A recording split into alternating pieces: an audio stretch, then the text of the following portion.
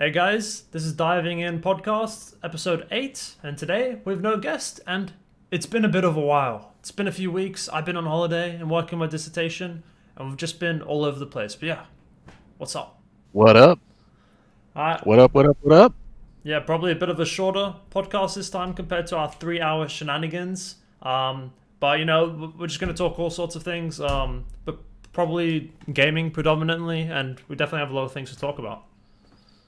As always, and if we don't have things to talk about, we'll find them. True. So, do you want to get started with Shadowlands, Pink?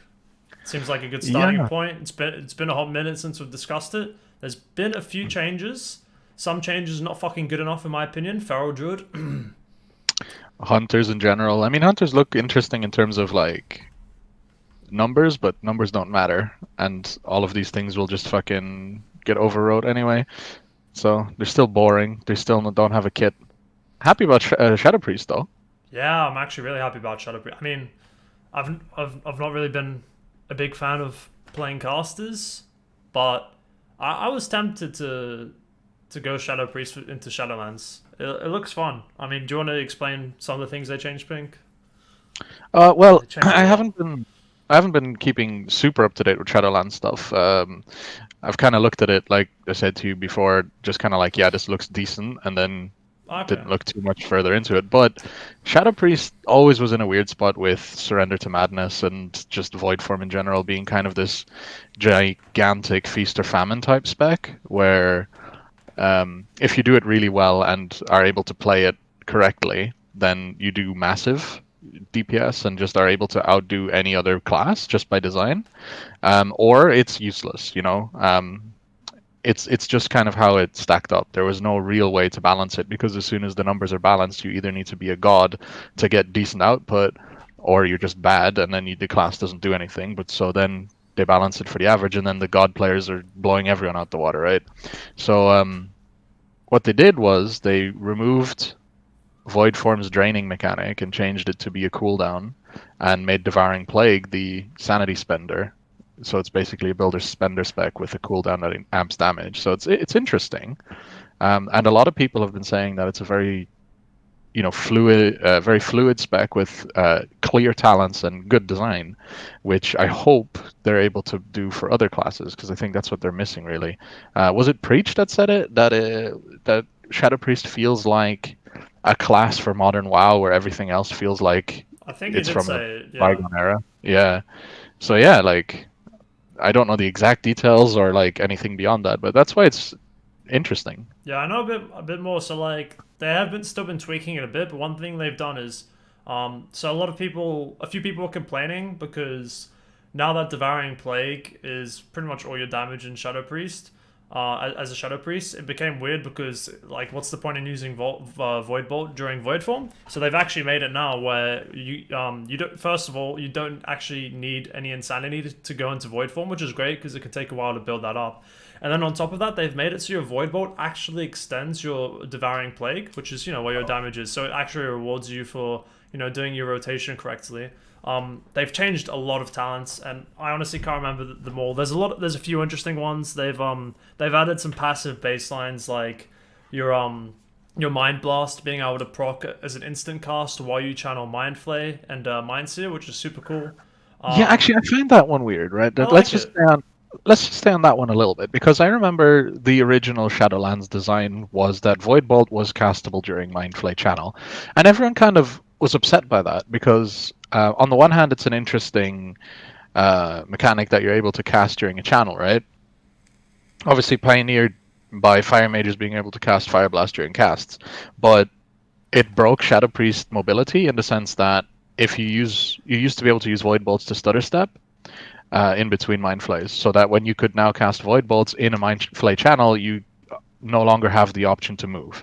So why is this Mind Blast change that it procs and is able to be used during a Mind Flay channel different from that? It still doesn't allow you to stutter step, especially. I mean, it's less often than the Void Bolt thing, and it's less impactful, but it still would be the same issue, no? Well, I don't think you'd be able to do that anymore. And I could be wrong, but I believe you can't move all casting during Void Form anymore. I'm not 100% Oh, sure you on that. Can you still? I don't No, think you so. can't. It's during Surrender to Madness you can, and that Yeah, is during still. Surrender to Madness you can. And then like the other thing is Mind Blast obviously isn't an instant cast as it is, whereas always was, which is I think is where the problem came from. But now because it turns Mind Blast Yeah. from a cast into an instant cast, it's cool. And then the reason I like it as well is because it makes your Mind Flays less boring. They're actually meaningful now. I think they also changed how Mind Flay and Mind Seer work, so it actually just rewards you for channeling it as opposed to letting just channeling like one tick, which is kind of the play style that was Yeah. opted for before, or at least the most optimal way to play the class. I did actually have a few problems with the class, but I feel like they're slowly addressing them. Personally, for me, I think so. They've done two things. They've changed the legacy of the Void to essentially bring back the old Void form, where you can stay in Void form indefinitely, but I heard that was changed. yeah, they changed it. So that's how it was before Okay. when they redesigned it. And then they also had Surrender to Madness, which is essentially a second Void form. I didn't like both of those things. I didn't like that one talent was essentially going to be either broken and just have the exact same problems as the old Shadow Priest, which was the whole reason for the reworks. It just made no sense in my mind to even like make that an option as a talent. And then I didn't like the Surrender to Madness thing because it's like imagine if you're playing a Fury Warrior, right? And Recklessness is your big cooldown. And then you have a talent row option which gives you a second Recklessness. It's fucking boring and unimaginative. Like, and it would just suck as a player, in my opinion, if that was just the best choice, whether you're a Mythic Plus or rating. And obviously, there is the caveat that, it allows you to time Void Form so you can do more DPS, and then, if the target doesn't die, then you die. But it's kind of stupid because you go into Mythic Plus, and if it's the best option, then you Void Form, and then you just do your Surrender to Madness on an ad that you know is going to fucking die. And it maybe seems like this thing that is, really interactive, but in reality, I think it sounds really boring. So Yeah, it's not interactive because those kind of things are never interactive, right? If it's a binary, either you're rewarded or you die. Like it's a zero sum thing. You're rewarded or it does nothing. It's never interesting because there's no nuance. There's no choice. yeah, the only situation where it's something that is kind of interactive and difficult to play around is on like a single target boss encounter. But I find it hard to imagine that would be the best talent in a single target encounter. And then on top of that, it's just the same thing. It's like old surrender. It's like, okay, when can I press surrender? How long can I do it? You're not, and because you're not staying in void form indefinitely like the old void form, it doesn't really have the same level of complexity to it. It's just okay. Well, how like do I have 30 seconds now? Yeah, sure. Okay, I'll pop surrender. It's a bit boring, so I didn't like that. And I also I can't remember how they changed Legacy of the Void again, but they did change it. I think they nerfed it, and they nerfed surrender as well. Um, they also increased the amount of insanity you generate, which seemed weird because I heard, not Preach, but Finn, the Shadow Priest that he works with, saying that he was generating too much insanity. So it seems weird that they Yeah. buffed it. Um, but it's looking like a really good contender, especially for things like Mythic Plus. I mean, True. Yeah. No, I think Shadow Priest will be very strong. because now they have this problem where you need to be chain pulling with void form, and on top of that, the ads have to survive long enough to do damage. But then at the same time, they don't have the same utility and damage as something like a hunter or a fire mage. So they're not really worth taking the higher keys, which is where they technically are supposed to thrive the most. But in Shadowlands, it looks a bit different because they've got this void form on a cooldown, which is a straight up damage increase. And then on top of that, they're actually not. It doesn't seem like they're AoE capped, just because how they can spread their dots. And then on top of that, they have some really cool talent options, like being able to spread their Shadow Word Pains to every target around. Mhm. It seems really fun. I'm probably not going to play it, but maybe as an alt. But it seems like they might actually get a lot of play in Shadowlands. Yeah, I think they will. There was an interesting time before corruptions were here, um, where people actually thought that Shadow Priests might be hyper competitive in the highest Mythic Plus keys um, because they scale in terms of like damage when they can output damage. They have the highest scaling from stats and so on. But then corruptions went, hey, here's a Masterful, and Fire Mage went, hello, and replaced that idea. And Hunters went, oh, So, look, Expedient and Severe. Great. Or even yep. Masterful. Just take it all. Yeah, and hunters are just there for ease of play, really, right? You just don't make mistakes, really. If you make mistakes as a BM hunter, then you just You're doing like I don't something want, wrong. yeah, You I don't can't. want to say like bad players or put anyone down because I'm sure you can like fuck up and stand in something, right? But like it's just easy to play BM. You don't have as much to focus on. You don't have really any. You don't have any positional requirements for your spec, for the most part. Yeah, It's an easy class. That's what I don't it is. know. Like, I guess Blizzard has different philosophies on it, but I always like when the harder specs are the best specs, and that's why it pains me to see Sub Rogue in the state it is now. Yeah, Blizzard has it that every spec should be roughly the same, but then that means easy specs are always the best. Yeah, but like, do they really have that philosophy? Because like, they essentially choose right what specs we're playing, and you look at the Sub Rogue nerf, right? They were really broken on Zul because they had this single target amplifier component as part of their AoE damage, which just made them fucking busted on one fight. It's like, okay, great, we're gonna nerf them because they're really broken in this fight, and they absolutely just destroyed the spec. They have no AoE, and honestly, they're bad single target. It's just a bad spec. But then you come to Nyaloth and you have corruptions and everything, sure, but you look at fire mages and people will say, oh well, it's only broken because they're so good for so many of the fights in Nyalotha. Well, it's like, well, that's the same thing that Sub Rogue had, but they're not being nerfed, and whether it's because of end of expansion or not, it really just seems like Blizzard is choosing what they want you to play, which sucks. I would want specs to be more equal. Like fuck fire Yeah. mage, nerf it.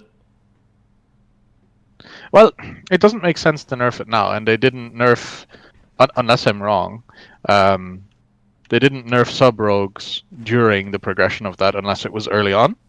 What did they I or? think they did, but I wasn't there. I wasn't playing at that time. But this is what I heard. Okay, because as far as I understood it, they saw what sub rogues could do, and then left them like that.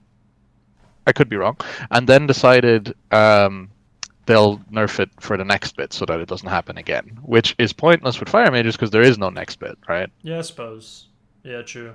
Man, they really nerfed it. Like Nerfed it so hard that you can't even play sub the rogues. highest raid IO subtlety. I can't say that subtlety rogue is 3.1k, and I think he plays outlaw now. The second highest is like 2.8k. It's a joke. Like nobody plays that spec anymore, which sucks because like what if you're this diehard sub rogue fan and you only play the class for that spec. You either just can't play an entire shitty expansion just because Blizzard doesn't want you to play or because they don't know how to balance the game. I don't know.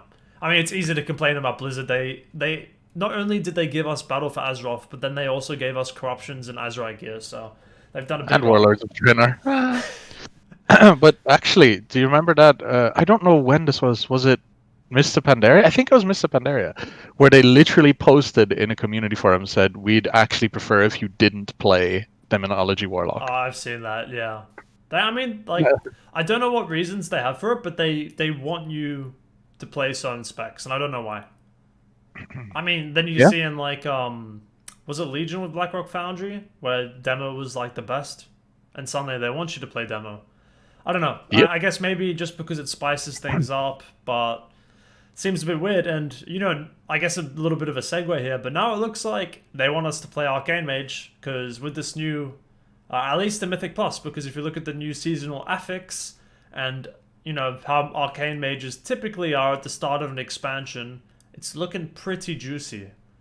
Mm. So, if for those of you who don't know what the new seasonal affix will be when Shadowlands start, it is called Prideful, and it's quite straightforward, unlike the Nyalothan Rift things we have at the moment, which were very confusing for me to understand at first. It's But they're a, cool. it's cool. I really like them. I mean, it's a great way to skip trash and all that. But essentially, the new seasonal affix is called Prideful, and at every 20% trash count, an amalgamation or something of Pride will spawn.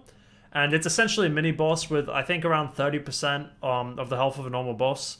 And it does ticking percent health damage every seven. I can't remember the numbers, but every 7 seconds or something. And pretty much just gets stronger the longer you fight it. But when you kill it, you get a 30% damage buff, 60% movement speed increase, and 5% mana per second for 1 fucking minute.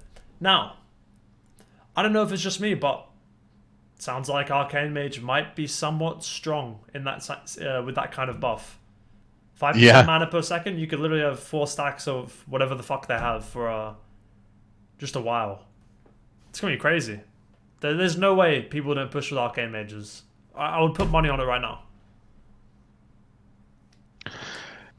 Yeah. Yeah, no. I have nothing to say. I agree. Yeah, why is it again that arcane mages are so strong at the start of every expansion? I forget. They have a very high burst, and they're only limited by their mana, and the amount of damage they can do is like basically their damage output is limited by their mana bar, and how that kind of like spender conserve phases, burn all your mana, build your mana back up kind of thing interacts. So early on, they're just as restricted as they are later on because mana doesn't scale with gear anymore. You don't increase your item level by 60 item levels and suddenly you spend less mana, right? That doesn't happen. So the amount of bursts that you can do, the amount of damage you can do as an arcane mage doesn't scale the same way as other classes do. And Okay. that's why early on they have strong base values. And the amount of like resources they have is the same as when there's later, so that's why they're strong early. Yeah, that makes sense. Because obviously I remember they were crazy in Highmall in one, just pretty much start of every expansion. It's pretty crazy, but definitely looking like a big contender for Mythic Plus and just in general. And they've also made some changes to Arcane Mage. I think they've. I was a bit worried about the spec. Not that I play it or like it really. But I was a bit concerned because they have so many global cooldowns to press just to start their burst. I think they like right now they have like 5 buttons, and it just feels horrible and clunky. But I think they've actually like fused some of the abilities together, so you only have like maybe 3 GCDs to press to start your burst, which is a very nice quality of life change to say the least. If they're not going to go back on the GCD change, which doesn't look promising to be honest. Mm. I don't know. I would like as excited as I am for Shadowlands, I can't help but be a little bit worried about a few things, and those things mainly being the AOE cap, the GCD change, as well as Yeah. the Covenant abilities, because there is no Oh, way that they're going to be able to balance that for all types of content for every spec and class. no, There's of no course not. chance. There's no chance. They've got a 0% success rate. Yeah, that's very true. But actually, I have a very interesting. See, I want to talk about design for a moment. Um, Specifically, design. Oh, that's the wrong one. Like just the game design and how the classes work. Um, what I mean by that is I'm okay with a AoE target cap on some classes and not an AoE target cap on other classes. Um, I can kind of get that they're trying to go back to the style of dungeons that we used to have in, say, vanilla up till Cataclysm, where pulls were a bit more thought out. CC was used to stop um, mobs from doing things. Like, so for example, the pulls we do currently in Mythic Plus, where you literally just gather loads of things up, and the priority targets that are really dangerous are either stun locked and killed, or just zerged down and interrupted or dealt with in some way, We right? You did it don't. today in Underrot. Yeah, we did it today in Underout. You don't sheep a mob and then leave it to the side, or well, sometimes, but super super rare, right? It's not part of the general strategy. Whereas back in Vanilla till Cataclysm, you would actually like hard crowd control mobs regularly, and a lot of people enjoyed that because it felt a bit more tactical. So I feel like this target cap is a way for Blizzard to design in um, the tendency to take dungeons a bit more slow and methodical. But players of World of Warcraft are so good at this point, like it's no comparison to how we used to play in like Wrath of the Lich King and those times where we were actually, quite bad players compared to now, that these kind of designs just don't work. People will find a way to pull a lot and survive and kill things. And if they can do that, then it just shifts the meta from the ones with the target caps to the ones without, because they can keep up damage on those scenarios. And I think that's a shame. Yeah, I mean, I think look if we're looking at Mythic Plus at the very least, because that's why I see the AOE cap being the most prevalent, or at least maybe the most important. I think as long as the tanks can survive big pools and the healers can heal them, then they're still going to do it regardless of target cap. And probably what they're going to do is just take classes that don't have target cap. Yeah, that's what I mean. Like, so if demon hunters can only hit 4 targets at once, I don't know, is it 6 or 8? I don't really 5, care. I think. Um, but like, if they can only hit 4 targets at once, but this dungeon has a pull that's survivable by tanks that has 12 mobs, you're not bringing demon hunters to that on high levels because demon hunters can't do damage properly. And the way the target caps work is you just don't hit some mobs and you hit some other ones, and it's kind of random. And sometimes you do too much damage to something and it'll trigger bursting and all that. So it's variance for no reason. So you'll always take classes that aren't capped. But then there will be dungeons where it's like, okay, like King's Rest. You never really pull huge in King's Rest, Yeah, right? you can't really. You can. It's just the way the dungeon is designed. So on those dungeons, you will bring demon hunters if demon hunters are, good beyond, as long as demon hunters are good enough to bring in the first place, then on those dungeons you'll bring them, but you won't bring them on the dungeons with AoE. And that's an issue with this design. So either there needs to be target caps for everyone, which I don't think is fun, or they need to rethink how they design these mechanics. Yeah, I pretty much agree with you. I was gonna pretty much say one point you said at the end, but I think I understand where they're coming from and why they want to implement a target cap, even though nobody fucking asked for it. But it just makes no sense to me, and it seems like half baked approach that they give some classes a target cap but not others, because it just makes no sense. You've got this philosophy, but then you're not rigorously applying it to every single spec or class, and it's just stupid. Obviously, you're just gonna have a situation where you're gonna bring, you know, specs not only for their fucking covenant but also for their spec because of the target cap. It's stupid. And in terms of dungeons, I haven't seen every single dungeon, but from what I've seen at the moment, a lot of them have kind of looked like a Motherload esque scenario Uh, where there's lots of trash in a very open space. And then you kind of have bosses. So it's like instead of it being trash boss, it seems to look like a lot of trash, boss, small trash, boss. Like it looks a bit less sequential and just like big packs of trash all over a fucking room, and then you're just kind of blasting through after that. With the exception of some dungeons, like I saw Theater of Pain today, which looked a bit more like King's Rest, where it was quite gradual pools where you have to take some like portal to like fly to another platform, and that platform has a certain amount of mobs on it. I So see. but you'll Uh, definitely be able to do big fucking pools, like especially in dungeons like Conceptually, Necrotic Wake, I think it's called. yeah. Yeah, no, yeah, I don't know what to say about that because conceptually, I kind of prefer open dungeons that you can approach in a load of different ways, and I kind of prefer like those. I don't want to say like new strategies because there's going to be an optimal way to do it. There always is, right?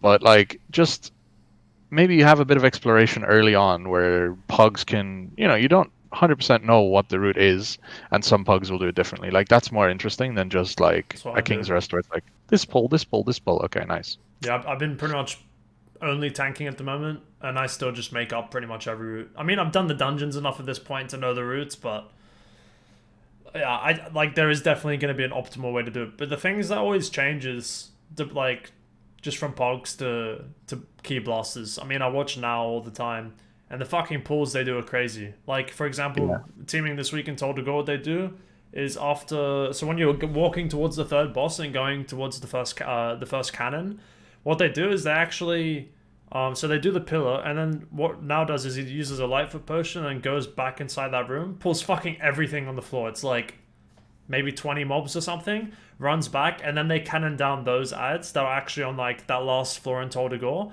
and then they actually take the pillar, they go to the next pillar, and the rogue stealths and activates it. So they actually skip that whole first like cannonball Oh, pack, which is really interesting. But you can't do that in a pog because people are fucking stupid. I mean, hunters yeah. and pogs is too fucking stupid to like pull aggro on something and then feign death. They can't do it. It's so the most optimal routes are always going to be different, but I am inclined to agree with you that I do prefer those open dungeons where there are more possibilities as opposed to a straightforward dungeon like King's Rest where it's just laid out for you because it feels like you have more control. But that being said, one thing I don't like is, or at least one thing I feel like I should say is that it seems a bit unnatural to have boss after boss because I like it. I like the feeling of your cooldowns lining up from trash packs to the boss and being able to manage that, as opposed to just not being able to get your cooldowns back up. True, true. But it would be interesting if you could do both, right? So if there's a lot of trash, so imagine just yeah, like imagine a big circular room and there's a boss at three corners of the room, like in a triangle or some fucking bullshit, and then there's just loads of trash in the middle. Like That's if you pretty could much what it go, is. yeah. So I suppose if you're doing really high Mythic Plus, you're just going to pull the whole middle room, And then the go boss. boss, boss, boss. But imagine you could go one boss, do a third of the trash, your cooldowns are back, go to the next boss, do a third of the trash, your cooldowns are back, go to the Yeah, next that'd boss, be and finish cool. off But the that's trash. like, yeah, So I doesn't. don't know if how you would actually do that, but hey. Yeah, I mean, look, honestly, the dungeons look great though. They look fun in terms of the mechanics. They look hard. The three dungeon boss, which is in the forest where you have to do the puzzle, looks great.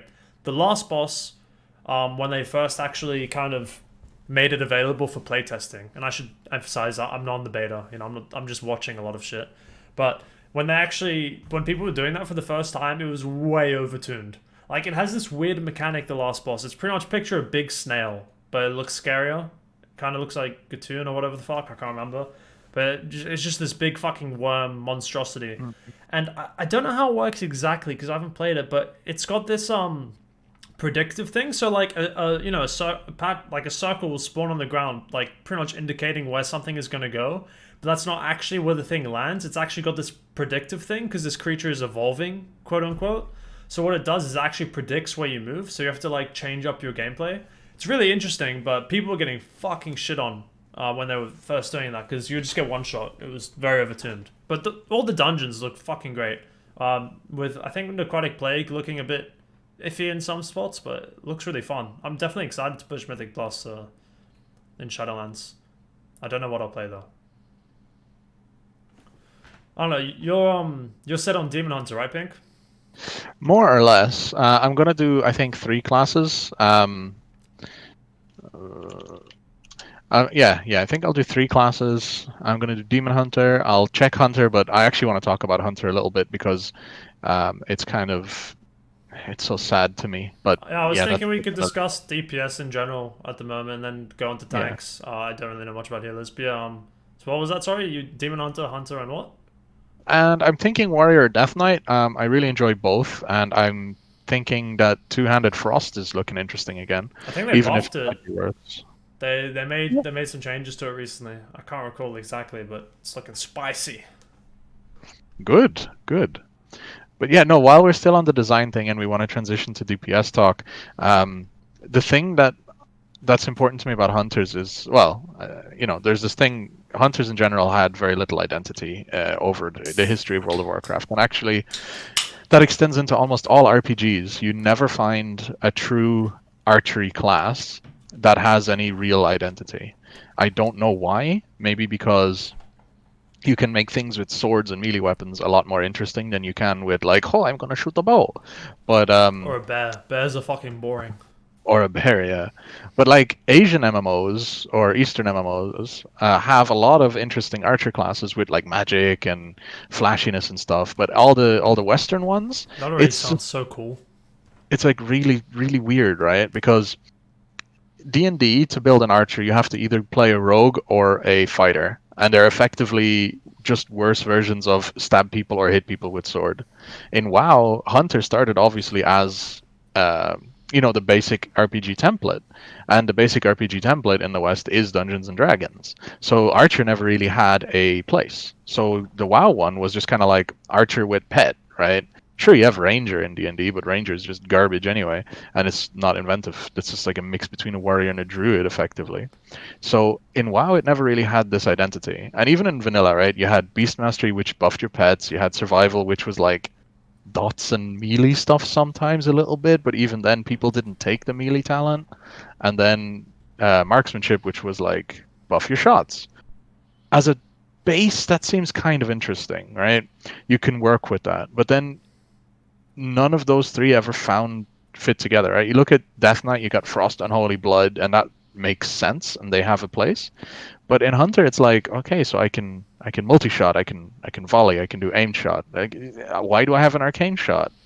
Why does my thing put a dot on? Like, I summon a skeleton with the black arrow. Like that was a thing before. Like this is just crazy stuff. It doesn't Honestly, make sense. kind of like I kind of disagree with you by saying it seems interesting or good enough as a baseline with those three specs, and only because of what you said before, where you were talking about like these Eastern MMOs having like hunters with fucking spells and shit. That sounds cool, dude. Like I want to shoot a bow and fire a fucking dragon, but Yeah, now like like but you look at WoW and it's like beast cleave go.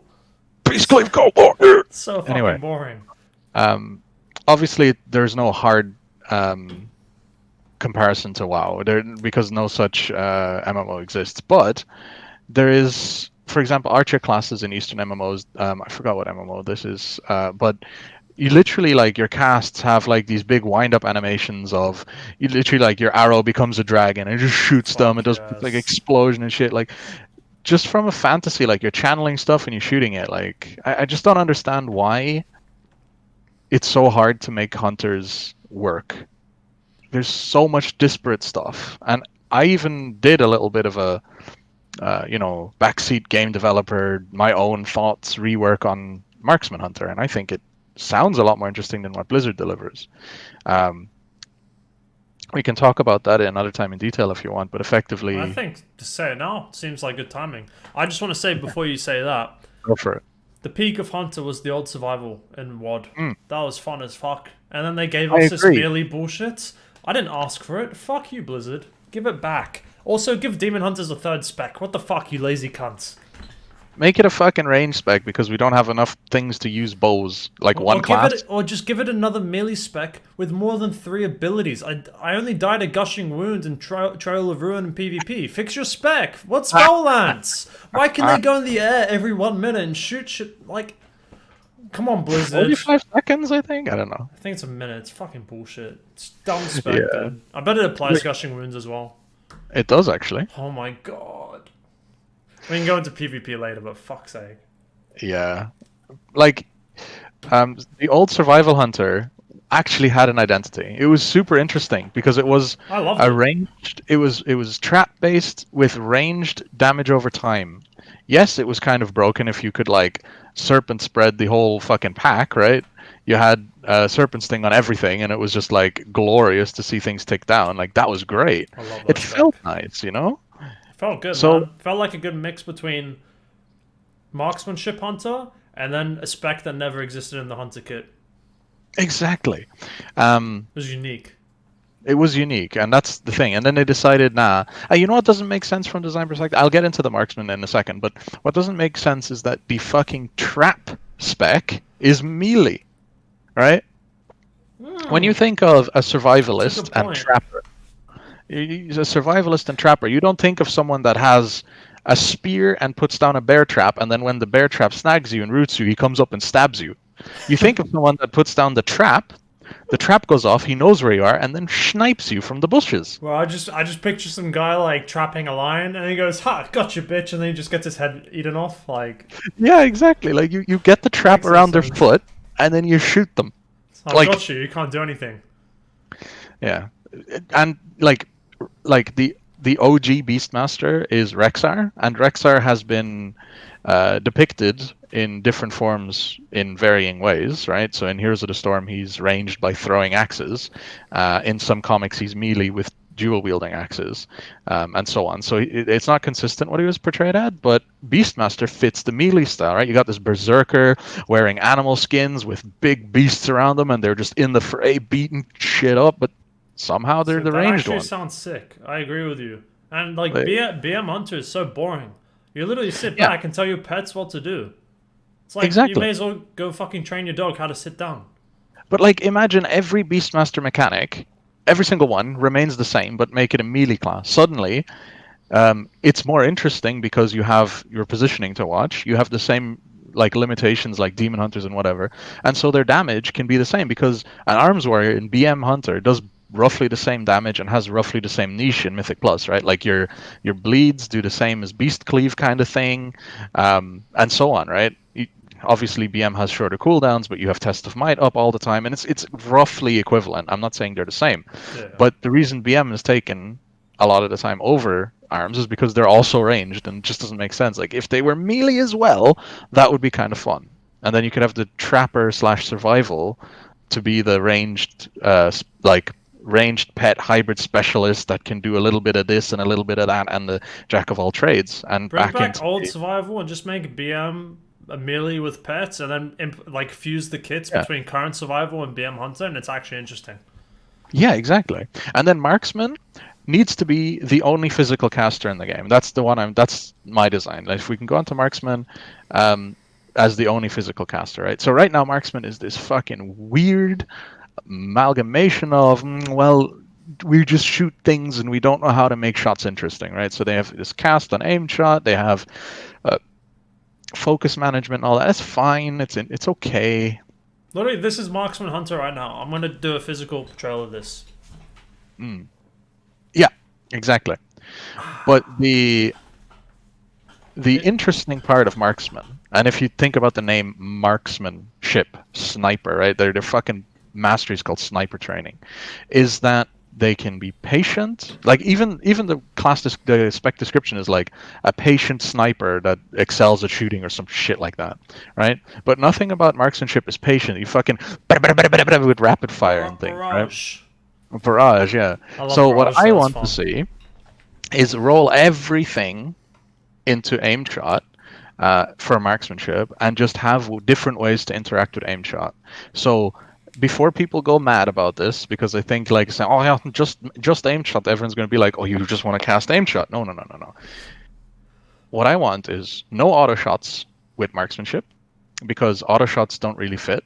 No rapid fire because why would you be like? It doesn't make sense. Um, Just put and 3 flaming only arrows on the bow. Problem solved. exactly. But no focus generator, just passive focus generation, and that scales with haste, right? So now you need to make it so that haste has a value, right? So like there's that. And what I'd like to see is that casting aim shot drains your focus but has infinite cast time, right? So it's like your focus bar is full, you start casting aim shot, it's like zzz, and then you have multiple ways to trigger your aim shot. So you could say press aim shot, focus starts draining. The more you drain, the more damage it does. Then you press multi shot, and instead of releasing one aim shot or trick shot maybe, because trick shot's more interesting than multi shot, and instead of just like hitting one target, it will do half damage or something, but hit 8 targets. So it's like, or like you can press Serpent Sting and it puts a dot, or Arcane Shot, I don't care, or something, you know. So the whole gameplay revolves around having maximum focus, using it like standing still, finding the opportunity to stand still, cast that aim shot, use something interesting to empower that aim shot cast, and then allowing your focus to regenerate passively in between those like moments. So you could say baseline it takes 10 seconds to fill your focus bar, and then in those 10 seconds you can use steady shots, but steady shot can be cast while moving, for example. So now you've Mm. created this gameplay loop where it's like, okay, this 3 second period where my aim shot is being cast, I have to be perfect, right? I have to make sure I'm not in danger. I have to know what the situation is, so I know what to use. Do I use my dot? Do I use my AOE? Do I use my vulnerability things? I don't know. Like you could think of so many ways to empower aim shot in that way. So you've got this 3 second of intense focus, right? Focus. You're thinking about marksmanship, someone who's really good at shooting people, and then you've got 10 seconds of you can move, you can relax, you're not doing as much damage obviously, so you can kind of chill out, get your breath. Then you reposition and you have another 3 seconds of intense focus so you can do damage. I want to see that for one reason. I want. So you mentioned like you want to see like an infinite cast time or something on aim shots, and the harder you longer down, the more damage you do when you release it. Yeah. I want to see something where you've got like full haste and bloodlust at the start of the fight, in an encounter like Rodden where you don't really have to fucking move at the start.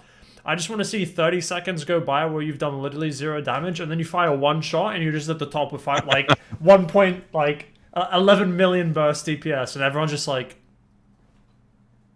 That would be fucking amazing. You fire mage, hello, and then you just not doing Hello? damage. How funny would that be? Hey, Just like 30 seconds goes by, and then you just see yeah, like, bam, hunters in the yeah. game, baby. Hunters in the game. We just skipped the phase. Good luck.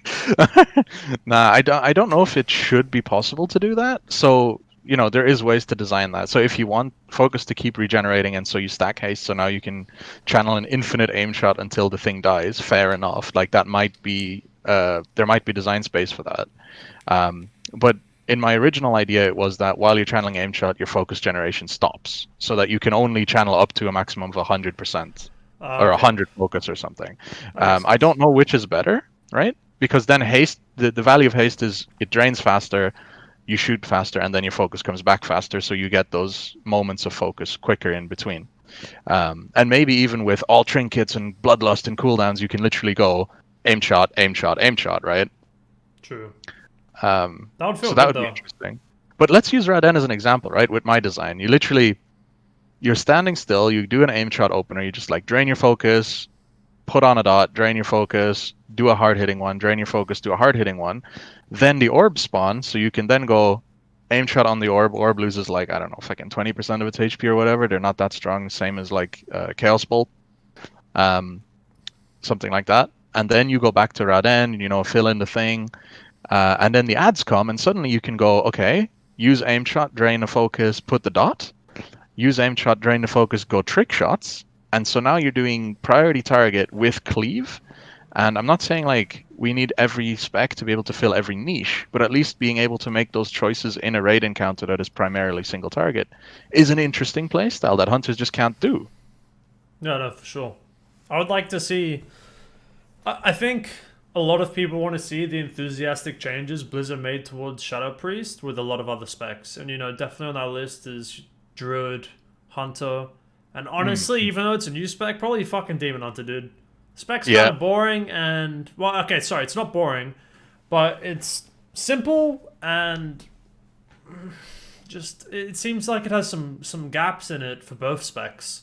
I mean, true. like the like Vengeance Demon Hunter would not be a viable tank if they didn't have Vision of Perfection.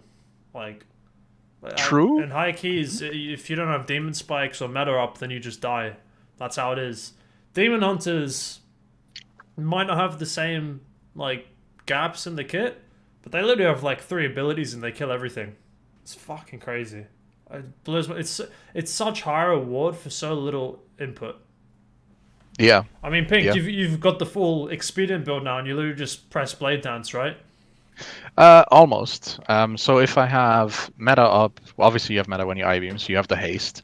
Uh, Vita procs, and maybe with Bloodlust, it's literally like zero point 0.8 seconds cooldown on Blade Dance or something. So you can fit an ability between them, so you can go Blade Dance, Annihilation, Blade Dance, Annihilation, Blade Dance, Annihilation kind of thing. Yeah, that's still Uh, crazy. it, it's a lot of damage, but it actually feels nice to play, weirdly enough, because Blade Dance is one of the interesting abilities of Demon Hunter. You can Trail of Ruin, you can like use dodge, you can dodge. I mean, it's a bit OP if you can dodge every second, right? You've got 1 second dodge every second.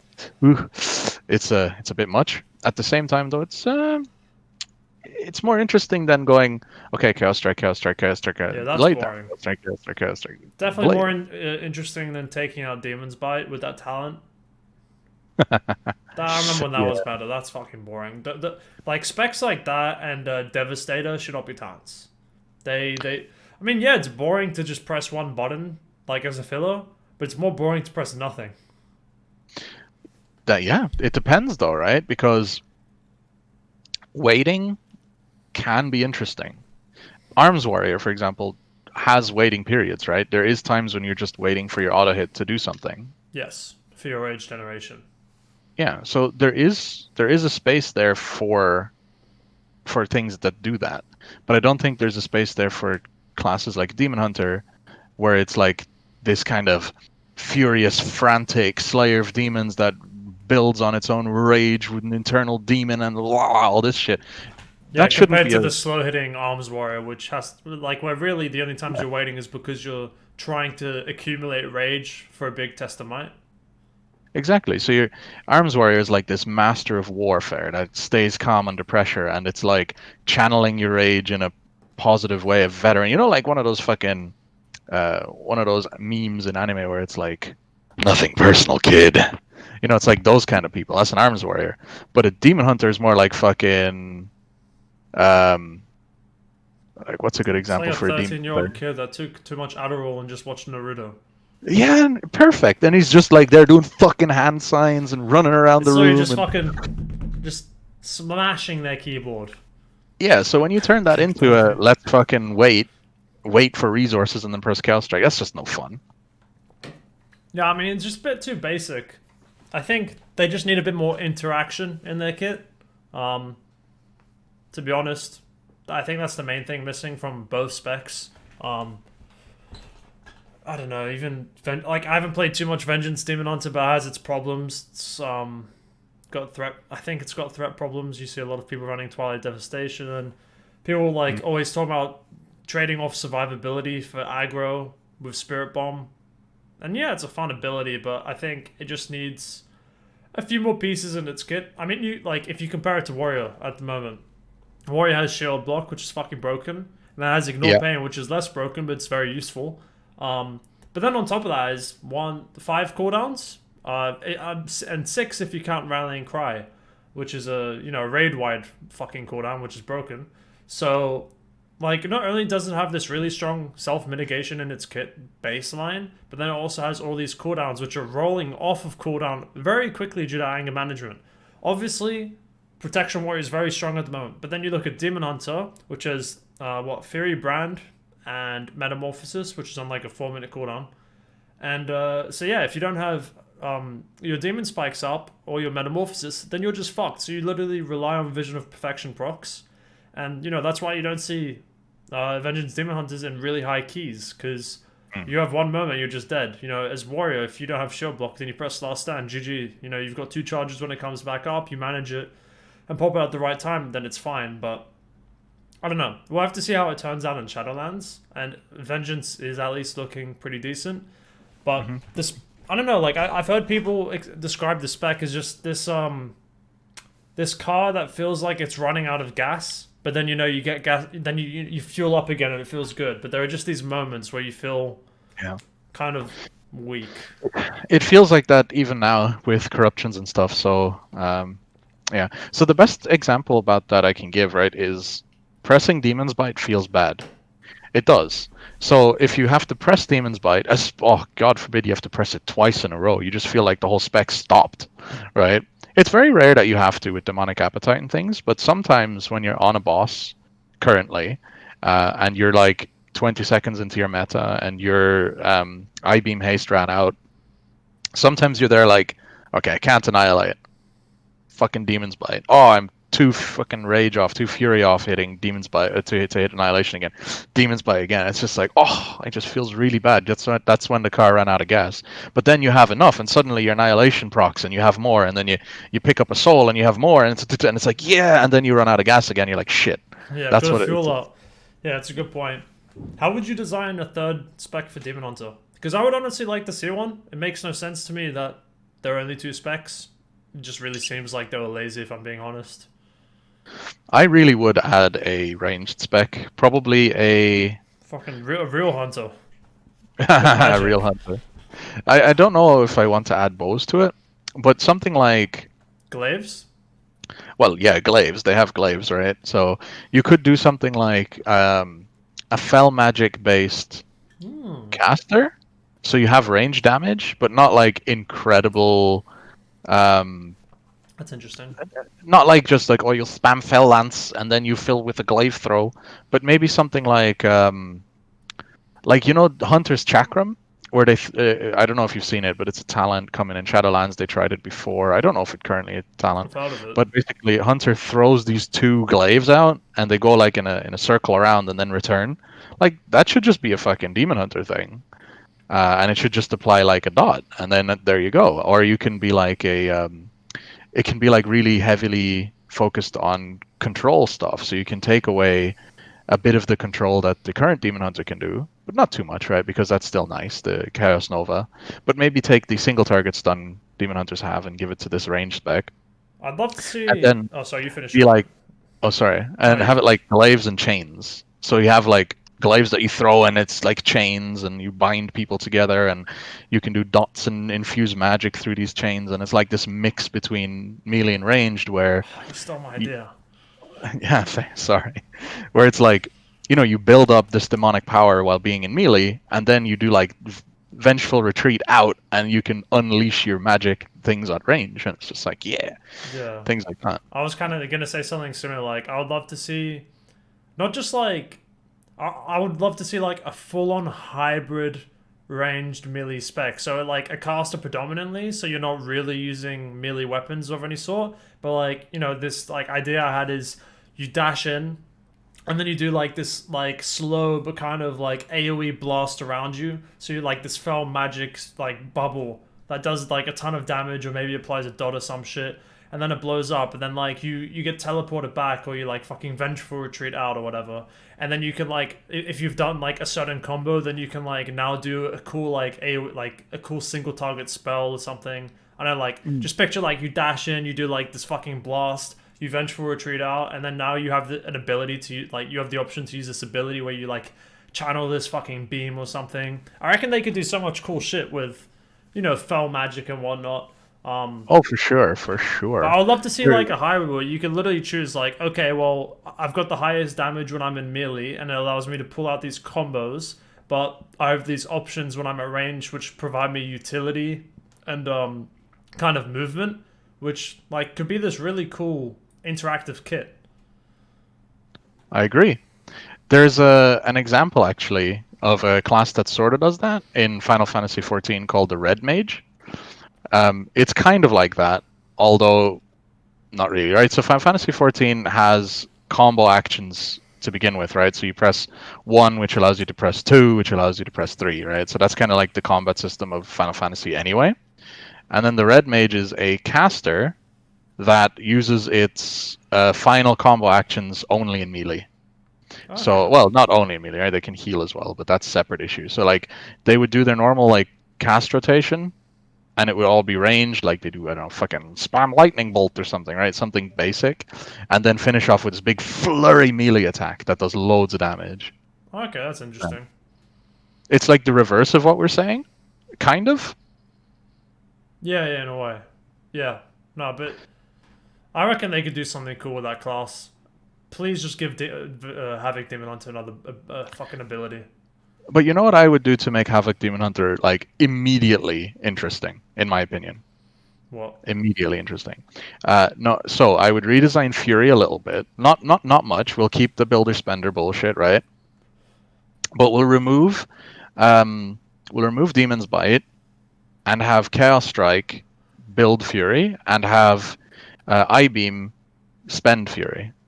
Okay. That's what I would think. Like, I or beam maybe already spends even, Fury. or even, yeah, no, well, yes, it does. We'll have 20. Eye Beam spend Fury, and we'll have Blade Dance spend Fury. That's what I probably something like that, right? They already So do that though, no? they do, but like, so now our the Fury income is less, so the spending of these two abilities is more impactful. But then I would also add that um, when you pick up a soul, right now with Demonic Appetite and Eyes of Rage, it reduces your I-Beam cooldown.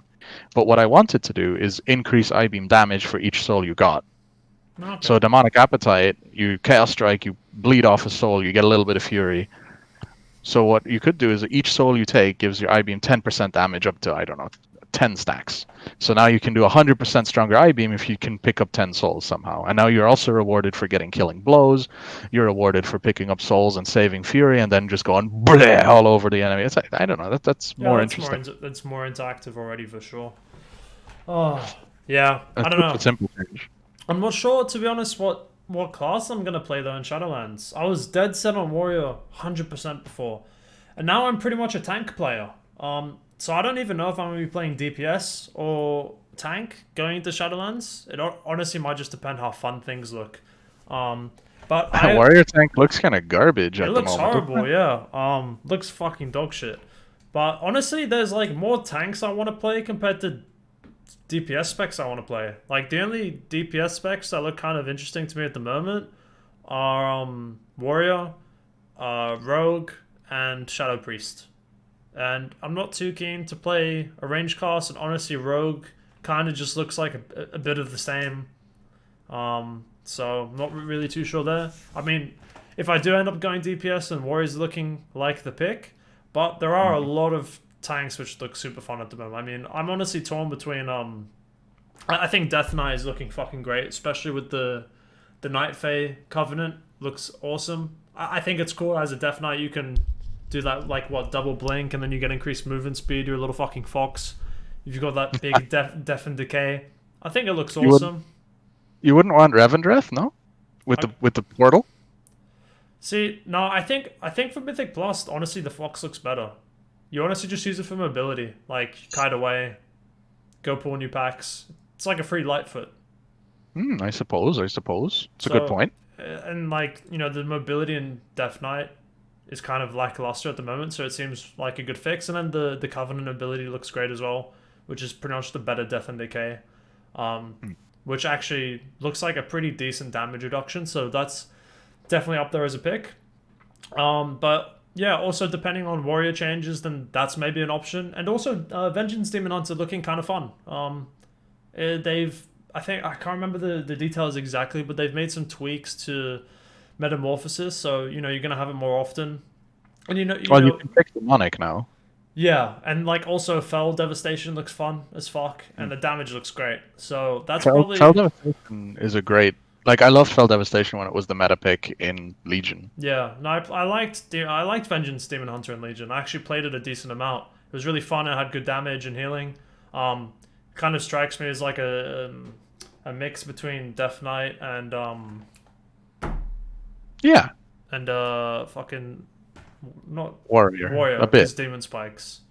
Yeah, So I'm okay with that. Like even if they're not as competitive as the top end, like if Vengeance Demon Hunter can't do like plus 25s, but Prot Warrior can, I'm okay with that as long as it's more interesting to play Vengeance, right? Like I don't mean more interesting than Warrior, just more interesting because right now you go sheer, yeah, sheer, exactly. sheer, sheer. Sheer. Okay. Oh no, I have no Demon Spikes. I'm dead. So I don't know, I've never been one to push like the highest end of Mythic Plus keys, and maybe that's something I try to do a bit more in Shadowlands. So look, maybe I'll just be playing the most meta tank when that time comes. But at the moment, if it just looks, if I'm just gonna play what looks like the most fun, then it's definitely a toss up between Warrior Death Knight and Demon Hunter in terms of tanking. In terms of DPS, it's probably going to be Warrior if I do go down that route. But who fucking knows? The only exception is if they make some really remarkable class design changes to Druid, because I've always loved Feral and even Boomkin to be honest, but both of those specs look fucking boring as always, and so does Guardian. Really, how interesting can you make a bear? I've heard Asmongold say it before, you're not fucking starting with much. You've got what? A bite, a scratch. That's it. You've got, like, it's fucking boring.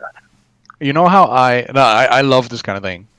Just the design aspect. You're right. How do you make a bear interesting? So why don't we do a little brainstorm? How do you make bears interesting? I've got one thing that can instantly make it more interesting. You give Go everyone a for it. new fucking appearance where you look like a Yeti, like the Mage Tower challenge. That's the only reason you should be playing a bear right now, if you play one. What you only have two fucking reasons to play a bear right now. One, you're a casual. Two, you've got the Mage Tower appearance. Those are the only reasons. I mean, yeah, Even then, it's fucking boring. making the bear look cool, as in a Yeti or something else, would definitely be a good step. But I think just from a gameplay perspective, why not make it like very themed around like like Make it. mixing nature and animals, right? Like actually have the shifting be important to all the druid forms. Right now you go, I'm a cat, so you stay in cat form. But actually rest of druids shifting into cat form, doing some burst and coming back out and healing in caster form, like that's cool. So why not do it so that you actually have some shifting to do in bear? Like it could just be like different animal stuff. Like obviously you can't go like, okay, listen, I'm taking the hits, so I'm gonna be coming out in caster form and get slapped by the boss, right? Like that sucks. But you can do certain things like I'm a bear now, so now I can scratch and bite. Oh, but now I've grown actual bark skin, like you press bark skin, make it like a 20-second CD or something, or iron fur, or my fur turned iron or something. And now you're not slapping or biting something. Now you're doing something like whenever the opponent hits you, you do damage, and so you can do these interesting things where the boss is higher attack speed, or if it's not a caster mob or something. And if caster mobs are doing magic damage to you anyway, you might not want to shift into bear form, but shift into tree form or some shit like this. So actual shifting gameplay. I think if they do that, then they have to like homogenize the specs more and give you more access to the abilities from all specs. But then that kind of makes each spec feel less unique, which I'm not a fan of. I know like we've talked about this before with like you want to see classes be like classes again. But I feel like if you're a Guardian Druid, but then you can like kind of freely use the abilities of all other specs by shapeshifting and it being a core part of your gameplay, then it makes all the other specs less unique and less interesting to play.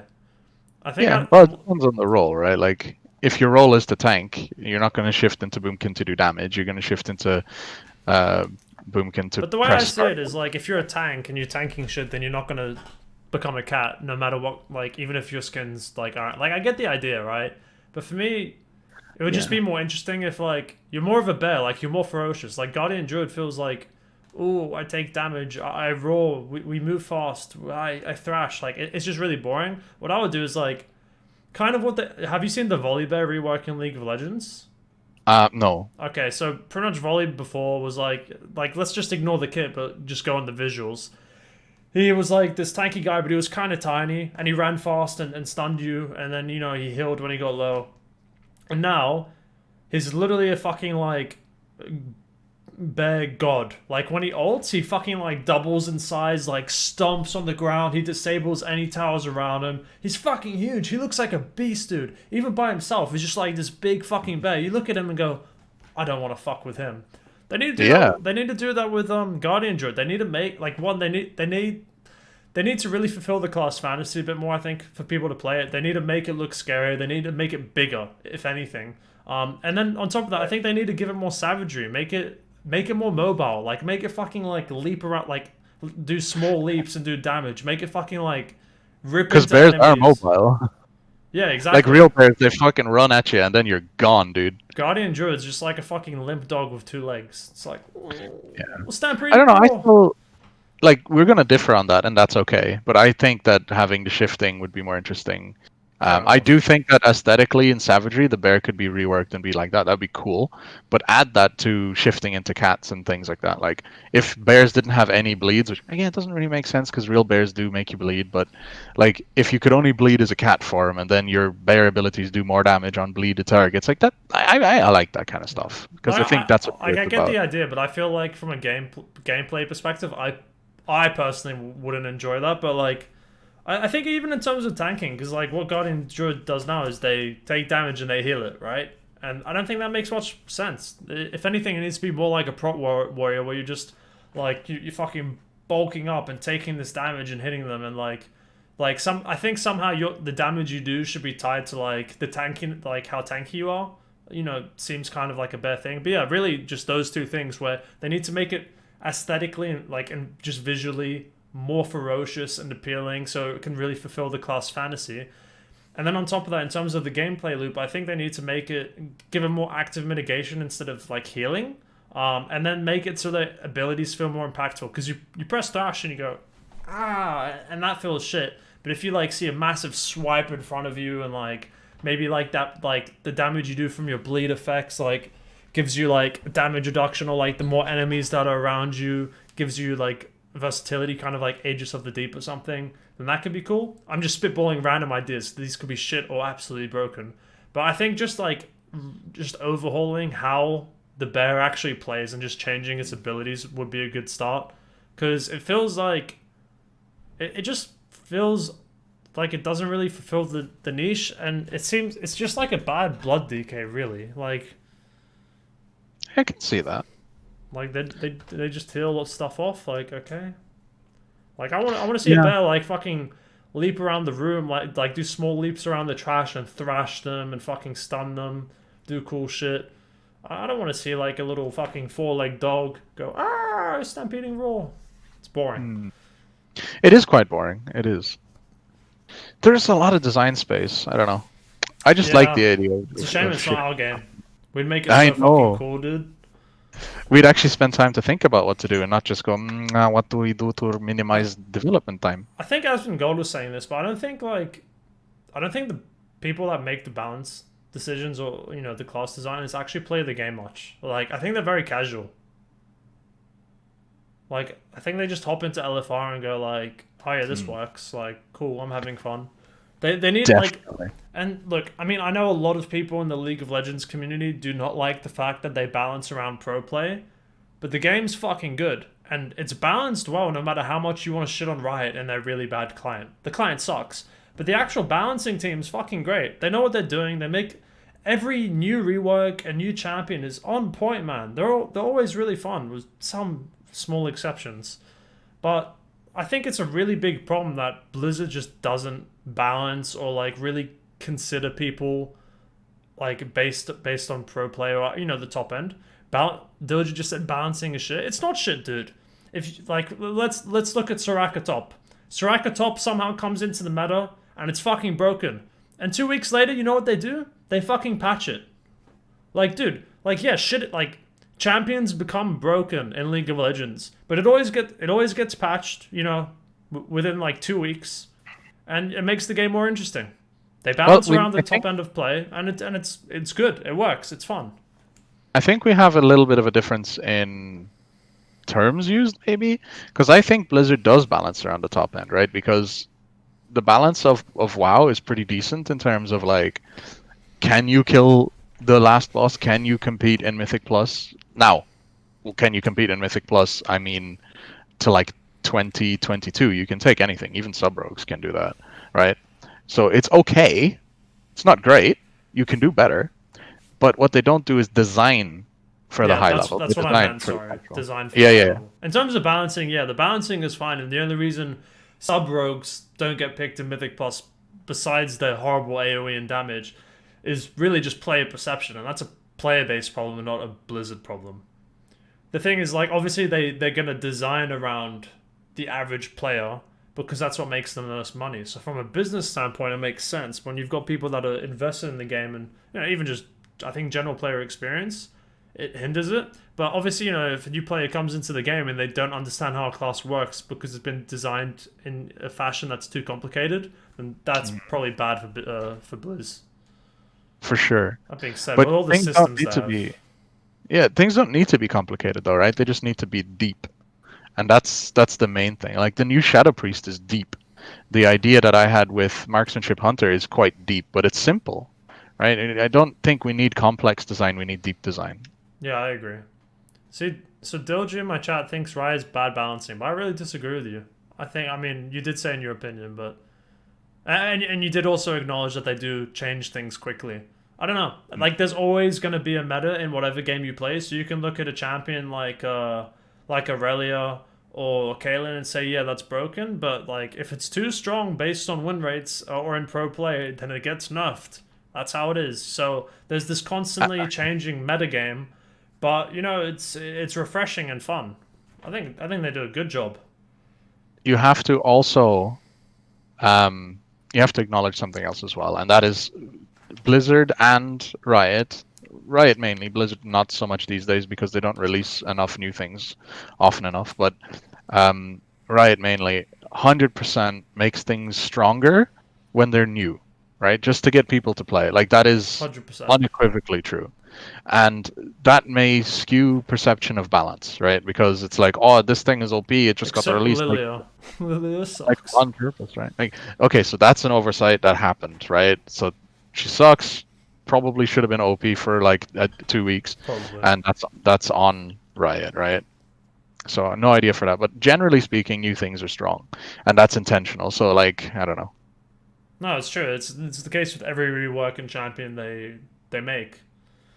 It, Yeah. it it stimulates player participation, gets those champs picked, and then the people that yeah and gets the money, but then it gets nerfed and you still have this cool champion. I mean, I think they do a good job. I think maybe like a reason that Blizzard gets more shit compared to League is because they're making they've been working on Shadowlands for years and they just gave us a dog shit expansion. I think there are such high expectations for them to actually do well because it's been such a long time that it ends up biting them in the ass. Yeah, It's there's easy to that, nitpick the small things. and also if Riot fucks up a champion, like let's pretend that Riot suddenly fucks up Riven and makes Riven completely trash or completely ridiculously overpowered. Um, the only thing that happens is players will start playing Riven or drop Riven, right? Yeah, they just People are banner. not going to be like, or Banner, yeah, or Banner, but people are not going to be like, I know I'm using Riven specifically because people do just fucking one trick Riven, but um, people aren't generally going to be like, I spent like the last 3 years building up my character Riven, and I'm attached to it, and now you made me fucking useless. Like people aren't going to do that. People are going to be like, shit, I played Riven and practiced Riven. I'm kind of upset, but I'm going to do this other thing now that's part of the meta, and so they don't face as much backlash. Yeah, I suppose. Yeah, like, are you kind of saying that the choices you make in League aren't as permanent as the choices you make in World of Warcraft? Like Yeah, anyhow, yeah, like your class choice is something you make an investment in, and if you spend yeah, time building it and then it gets fucked, then you're pissed off. But in League, you just exactly. go into the next game and you play a different champ. It's Yep. different. It's different for one tricks who only play the same champ and they're annoyed. But fuck you. Yeah, they're gonna be annoyed, and but then everyone is gonna like the general backlash won't be as high, even if there's one tricks, because the one tricks will be told, "Well, learn something else, then, sir." Exactly. No, that's a good point. I mean, it's kind of like what I was talking about before with Sub Rogue, right? Like, Yeah, especially, you look at content in Battle for Azeroth, and it takes so long not only to farm your fucking like reputation, essences, Azerite gear, and just like other shit in general, but then you've got all these corruptions. Like I've got multiple characters that are pretty fucking gear. Like I've got like I think five characters at 470 eye level. And only one character has, best in slot corruption, which is my warrior. Because it's such a pain in the ass. Like sure, I've got some corruptions in other classes, but I'm not gonna like. It is such an alt unfriendly expansion that I'm not even gonna bother. There's no point. It's just too much work. So I think that sucks as well for people. Like I put in all this work, and it's been pretty much useless because you decided to just gut my class. I think that sucks. it does suck. I don't know if I want to call that alt unfriendly or just general. Like, I think I don't know, man, because alts early on in MMOs and in other MMOs are not seen as something that should be catered to, right? Like if you look at Final Fantasy or Elder Scrolls or Neverwinter or all those other MMOs, an alt literally gets no benefits. You don't get faster reputation, you don't get faster that. But the game usually gives you ways to catch up other roles or specs or something like that, right? So like Final Fantasy, you can play every class on one character, but if you make a new character, everything is zero and you have to restart everything from scratch. Um, in Neverwinter, it's the same thing, but your classes are more general, so you can do any kind of role, sort of, within limitations. I'm pretty sure. I didn't play it at a high level, but the point is, I don't know if it's right to say we need to be alt friendly. I think that we need to say the content needs to be there needs to be relevant content so that even characters that are behind can be fun. That's how I would like to approach it. I don't know. I feel like you could definitely say like it's an alt unfriendly expansion because like Sure. sure other MMOs might not engage in like alternative characters in the same way, but Blizzard is very much like always kind of incentivized and understood that it's a core part of the game just because okay, well, I mainly play a fire mage, but I also fucking love resto druid. Like there's so many classes, there's so many different classes and specs. Um, that has just always been a thing. Obviously in other MMOs you can just kind of play whatever on any character, but it's always been a staple for World of Warcraft. So like and so many people have alts. So I think if you're looking at things in the lens of World of Warcraft, then you have to acknowledge that it's a core part of the game. And when you have all these different stipulations and layers that make it unfriendly to just to get a character that is geared enough to do certain type of content or to be like equivalent to other people's mains, then it sucks. Like the amount of Yeah, but content you have to do to like make an all like I don't know just good enough to push keys or do mythic rating is a lot of work. What about if the content wasn't patch specific but expansion specific? So that basically, if we did current tier stuff, right? I'm just using current as an example. What if we used if um how the fuck do I best explain this? Because I can only say it in mainly raids, because dungeons get updated to the newest content all the time.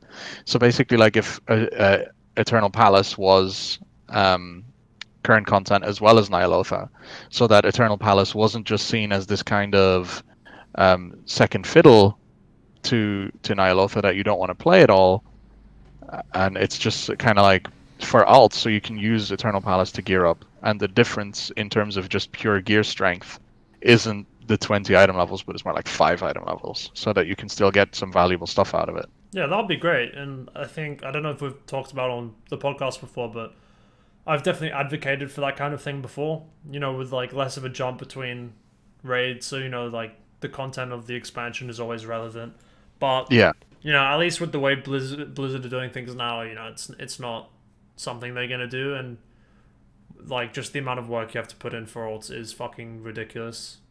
I mean, as well, right? You've got like a geared hunter, you've got a geared demon hunter, your paladin's got some gear, your warrior's got some gear. Like it's a Yeah. lot of work. For me, I didn't mind it so much because I found that you could get to an acceptable level quite quickly. Like acceptable, not competitive, right? I definitely wasn't competitive, but it was like, oh yeah, I got invited within like a week Yeah. to stuff, and I thought that's okay. I'm not against it. It's okay. It's not good, but it's not bad. In terms of eye level, like it's pretty easy to catch up, but then if you're looking to be competitive, then it sucks. I mean, if you're just looking at what you have to do when you get a character to max level, okay, well I have to get my cloak. That sucks. I'm doing it for the like I've done it like 8 times now. It's bullshit. So okay, I've got my cloak now. What else do I have to do? Okay, okay, upgrade my cloak. So let's do visions. Okay, we've got to do a fuck ton of those, even though they're really boring. Okay, now what do I have to do? Well, I have to get gear, so let's do some Nyalotha and Mythic Plus. Cool. It's pretty easy. Maybe you buy a boost with some gold or something. Cool. I've done my cloak. I've upgraded it. And now I've got gear. Okay, so we have to do the world quests and assaults just to get the visions, the coalescing visions to do my visions. Okay, cool. Now I have to do my weekly Mythic Plus. Okay, don't forget I have to use my echoes to get the Azurite essences, and let's hope that I already have them. Otherwise, I have to farm that out, which is bullshit. But yeah, so I have to spend 2,500 echoes on my essences. But oh shit, my gushing wounds on right now, and I need that for PvP. But then next week is like fucking versatile. I need that for raiding, and like, but I can't use my echoes because I need these essences. And then I've got okay, I need my Azurite gear now, so I have to wait 1 week just to get my Azurite gear.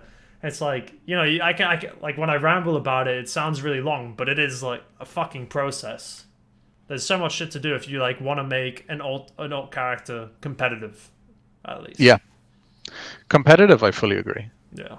I mean, like if you just want to like play the game and do a weekly 15, it's not too bad. You log on, you don't like you do the quest for your cloak, you do your fucking you do like one Nyalotha run, and then you do your weekly fucking Mythic Plus dungeon. It's not too bad. There's not too much to do, but if you're looking to actually gear your auto making competitive, then it's definitely a long process.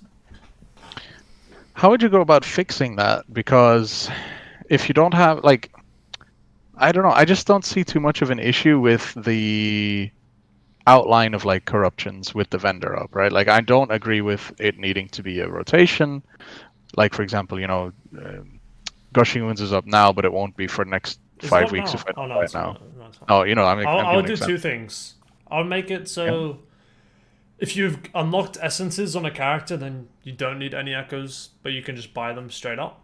And then I would make it so the corruptions are not on a rotation, but they're just all on a list, and you can buy them whenever. So that way you don't feel pressured into farming within a specific time frame, and you can just work your way towards whatever gear and corruptions you need.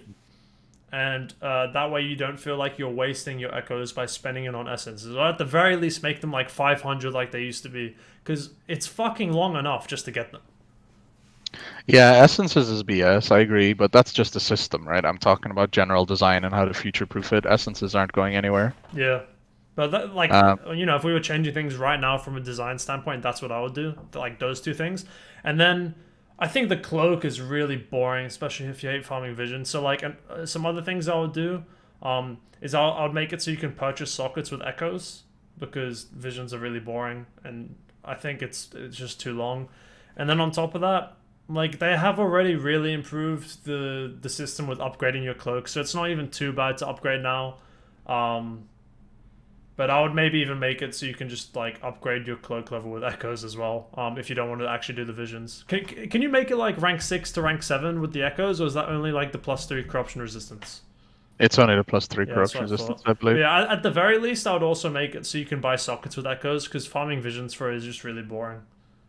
I'm not gonna do it. Yeah. Make cloak account wide, remove corruption, fixed. No, make cloak unlock by the quest and have it caught up within a week, so that you can go like, okay, I'm going to go kill off once and I'm caught up. Yeah. Uh, make essences fully account wide. If you unlock Yep. it, that's you have that 100% essence. agree.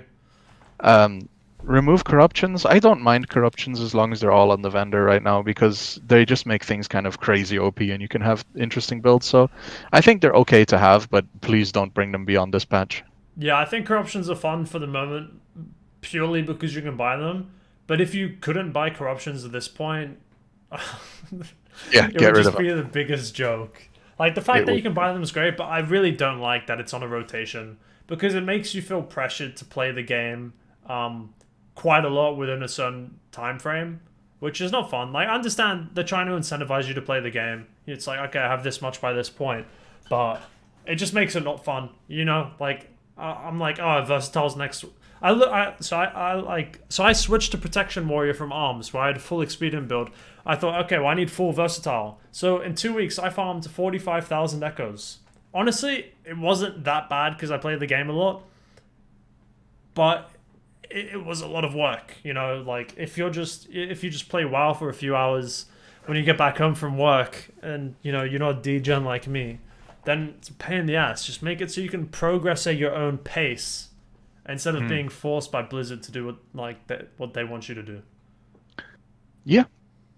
Yeah, I don't have an argument there. I'd also like it if, visions were just. I don't want to say, like, just let us do as many visions as we want, because, like, you don't want to do visions, right? Don't want to do any But, like, visions. why the fuck is there the vessels now? Like, it's fine, but why?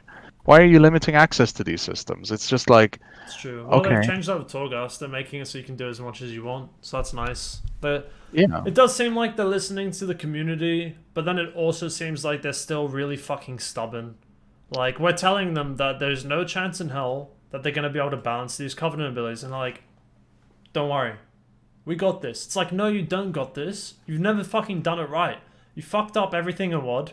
You fucked up the legendaries in Legion, and you fucked up everything in BFA. You do not have a good track record here. You literally have a 0% success rate. Now you're telling us not to worry, but in reality, the top end players are going to be making 4 different characters for one class just because of how you're trying to balance this fucking game. Like, there is no doubt in my mind that if you play an arms warrior, then you're at the top level in Mythic Plus and rating and PvP. Like, let's just say you play all parts of the game at a very high level, then you're going to have to need an arms warrior character at max level, and each one of those things is going to have a different Covenant ability just because of how the game is designed. It's fucking stupid. You should not have to level the same class multiple times just to have access to a different system because it makes you stronger in whatever content you're doing. It's stupid. Don't even get me started on soulbinds. It's like you don't need all these layers. Like, oh, true. The layers is the problem. They're developing a complex system that's shallow and ridiculous, where they need to develop a simple system that's deep and interesting. I can't disagree with you there. I mean, it's like they're making these systems and then trying to balance them with other systems. Surely, Mm. like that would not go right. You, No, that, it's stupid. there It's is just all there it is is. no world in where you have 4 different covenants, 4 different covenant abilities for every spec in the game, and it's like adequately balanced across every type of content. There's no fucking chance. Like No, you can just tell. You're not gonna you have can give one like You can even do the math of it, right? So if you have four covenants that have 5% variance in content, then that's 5% variance here, 5% variance there, 5% variance there, 5% variance there, and then suddenly, after it all stacks up, you roughly have about a 30% variance between covenants, right? Just based on what's best for certain things. I And mean, that's only if you're doing multiple things, right? You can definitely design a yeah. character that's like best for Mythic Plus, right? You can do that, but I mean, even if you look at what they've said, I'm pretty sure like Ian Hazakostas and other like developers, whatever, have said that they want a covenant which like does this cool AOE ability, but then you maybe have another covenant ability which is more focused on single target. Do you not see the problem there, Blizzard? Do you think people live in their own little world where, oh, my name is Daniel and I only do raiding, and then, oh, my name is fucking Jack and I only do Mythic Plus. Oh, my name's Sarah and I only do PvP. No, I literally do I do PvP, I do raiding, I do Mythic Plus, I do fucking everything. So you really forcing me into a situation where there's going to be one separate covenant ability which is better for each different piece of content, and then like, sure, you could argue that you don't need to swap covenant abilities just to do those pieces of content. It's not restricting your ability to partake in that content. But there are two exceptions. If you're at the higher level of content, then you're going to be forced into making different characters with the same class just to compete at the highest level. And then two, you're forgetting that people in WoW are fucking dickheads, and they will ask for your covenant while you're in the LFG. And if you're like not a fucking Venthia demon hunter, then you're not getting accepted into the group because people are stupid and cunts. That's how it's yep. gonna work. So not only are you gonna be judged by your spec and class, but you're gonna be judged by your covenant. It's like now the worst you have in fucking LFG is like I 20, honestly think it'll 22 be King's Rest looking for mage. Now you're gonna have fucking 23 Necrotic Wake looking for mage Venthia.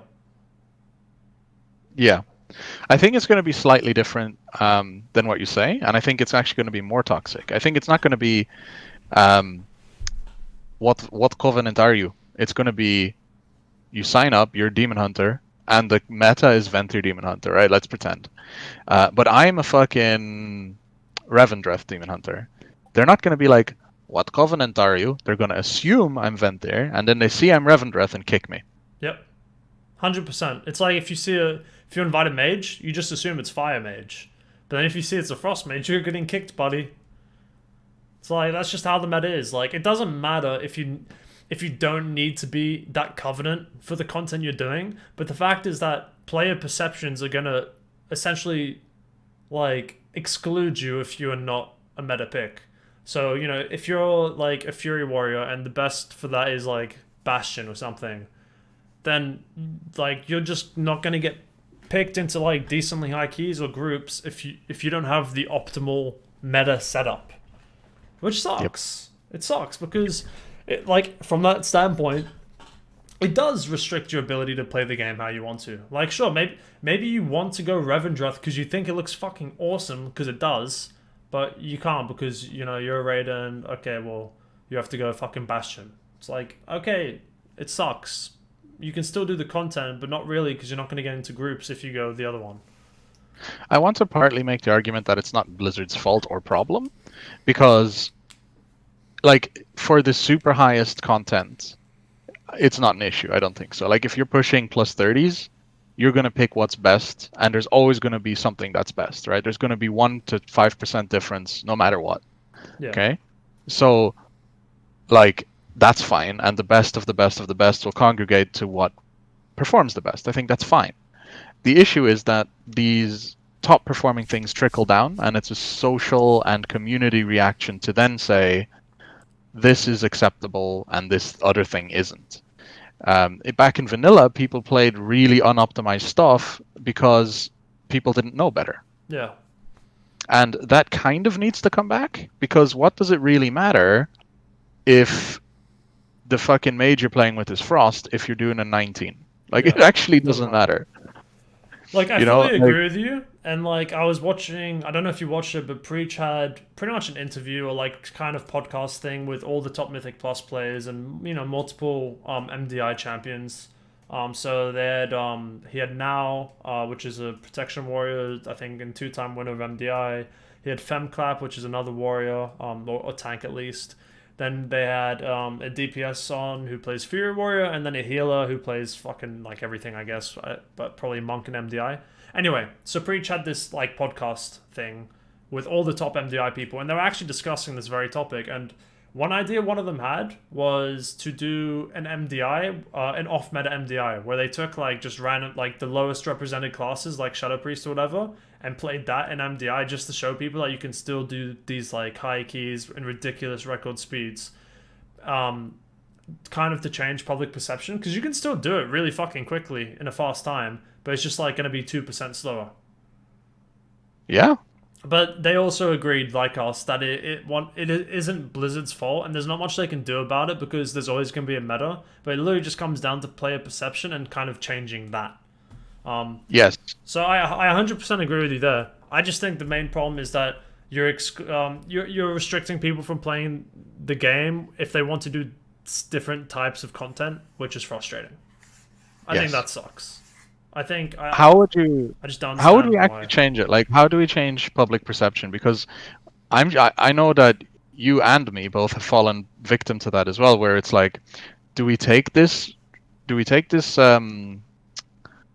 this monk now when waiting for a fire mage would be better? Like, I know I've done that in a. I've done it before, 100%. I say looking for hunter in my thing.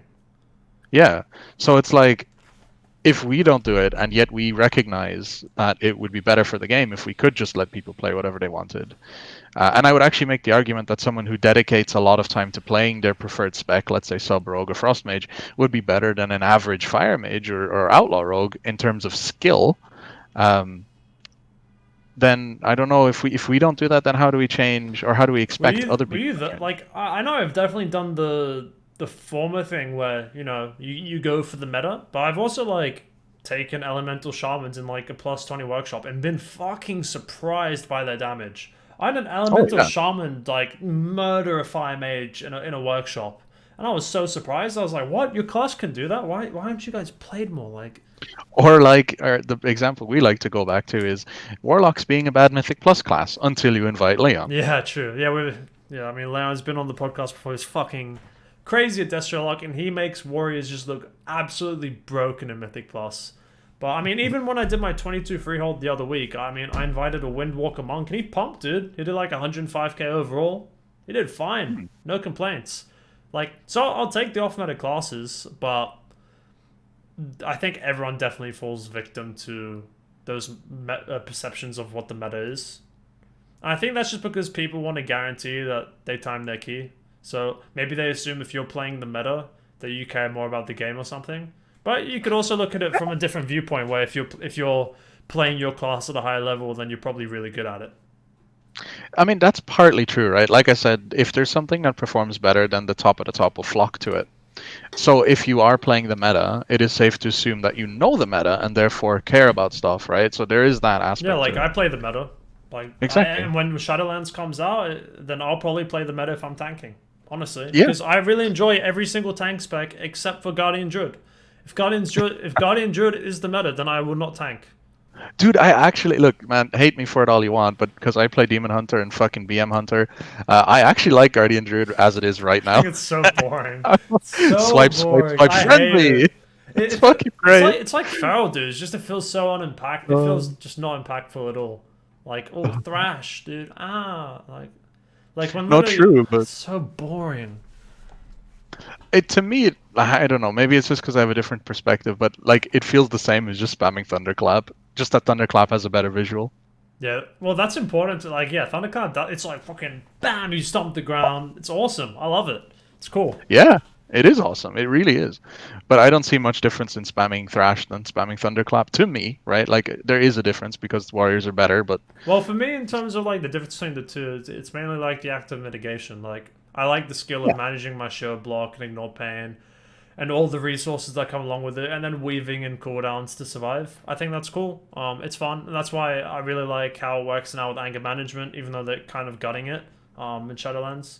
If you don't know what they're doing with anger management, obviously now when you spend rage, you reduce the cooldown on Demoralizing, Shout, Last Stand, Avatar, and Shield Wall, and now they're making it so it's just, I think, Demoralizing, Shout, and Shield Wall. Hmm. So you're not getting reduced cooldown of Avatar and Last Stand anymore, which sucks because it feels fantastic to have Avatar for every pool. It does actually. I mean, I did a little bit of tanking as prot, and it does feel good to see. At first, I felt like Prot Warrior was like really overwhelming. Like, Yeah, me holy shit, too. there's a Me lot too. to do. But then when it's like when you fall into the rhythm of spamming Thunderclap, hitting that shield block, and then you're off GCD stuff like your shouts, your thing, your shield blocks off GCD, and just keeping that up, and then popping your CDs, and just to keep something up at all times, it becomes this rhythm, and you get used to it. And Hmm. that's kind of the simple and deep gameplay with a lot of buttons. So it's not that I simple, agree but with you because it's good.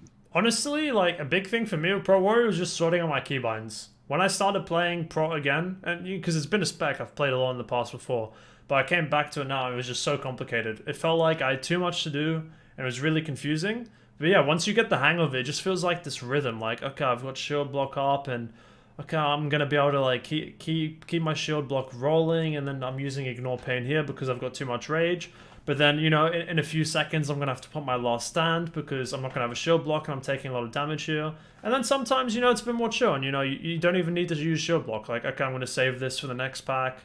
You've just got this rhythm. Like, you go into every pack with a demoralizing Shan avatar and you're just kind of rolling cooldowns and it feels like this nice flow state. It's Mm, simple gameplay, but it's really deep, like you said, so it's great. And exactly. then you've got something like Vengeance Demon Hunter, which, I talked about before, and it feels like you're just missing something. Yeah, So I feel it's with Guardian Druid as well. Like the active mitigation component for the spec just feels weird. Granted, I haven't yeah. played it much, but I find it so boring.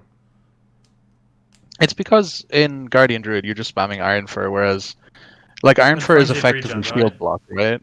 Frenzied regen, yeah, to heal, but like what I mean is the shield block and Iron Fur comparison is fair, I think, because Yeah. if you use shield block, you survive. If you use Iron Fur, you survive, right? So it's not exactly the same thing, but it's roughly the No, same. I think the difference is if you use Iron Fur, is it called Iron Fur? If you use Iron Yeah, Fur, you take less you get damage. armor. Yeah, Yeah, you take less damage. If you press shield block, you don't die. exactly. Well, true, but like the effect of it in terms of gameplay is the same. You keep Yeah. up Iron Fur, you keep up shield block. Yes, you can overlap Same Iron with Fur, so Demon Spike. Same technically, with was it Shield yeah, of the Righteous? I haven't played yeah. Paladin in a while.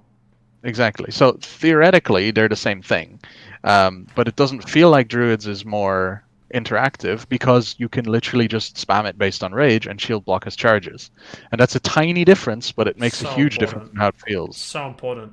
Because it suddenly becomes. And I think that's kind of the situation with Demon Spikes, where it's just too much. Like with Shield Block, you have this very fine window of how you of how you have to manage your cooldowns and when you use Shield Block. But so like you have to be careful, but you can still keep it rolling and have relatively decent uptime. But you don't have that same level of uptime with Demon Spikes.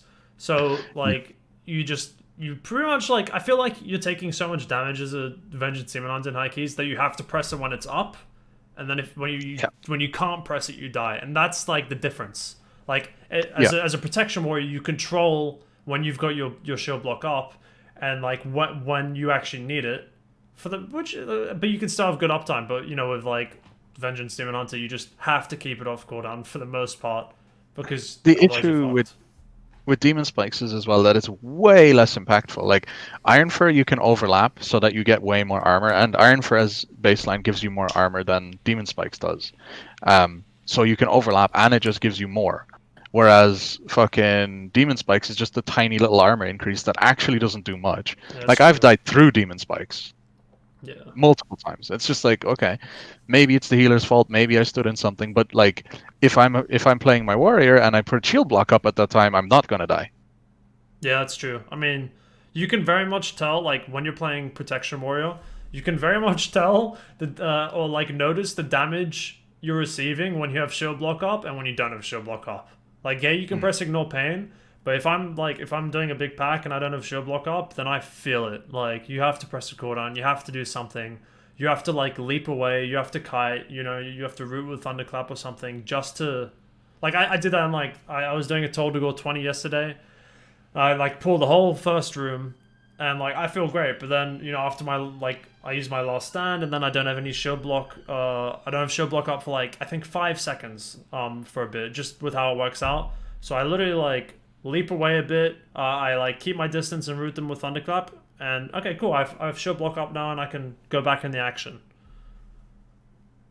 Yeah, and that's interesting, right? Because that means you can make decisions.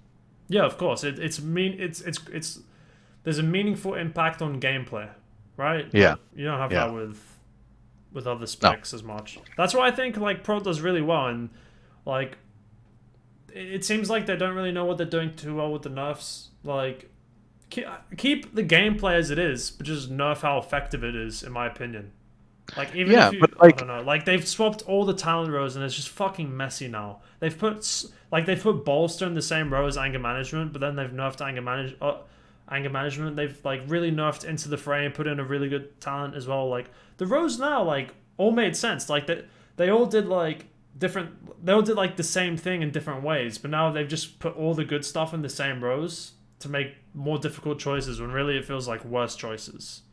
yeah, And I don't like that. It sucks when you have a talent row where you've got so many good options, but you have to choose one. Like it also sucks when you have a talent row where it's only shit options, or you have one clear winner. Like it's a hard thing to balance, right? But it just feels bad where it's like, damn, I yeah. need all of these. There's a difference between wanting and needing. So I don't know. But yeah, I'm just thinking because isn't Spirit Bomb in a really important talent row as well? Right now, Or no, no, not it's really. not. You can pick Spirit Bomb or Gluttony. Gluttony lets you proc more metas at the moment when you absorb soul Yeah, fragments, and yeah, so you pick Gluttony if you want to survive, and you pick Spirit Bomb if you want to do damage, and that's your choice. yeah. That's it. True. What does Abyssal Strike do? I'm just I'll look it up after. But yeah, I mean, honestly might tank some Vengeance in preparation of Shadowlands, but I'll probably wait till Corruptions is gone because I'm not fucking bothered. But yeah, I think I don't know. Do you have anything else to say, Pink? We're at the 1 hour 45 mark, kind of. Yeah, it's gone on a bit longer than we thought, but that's It's okay. okay.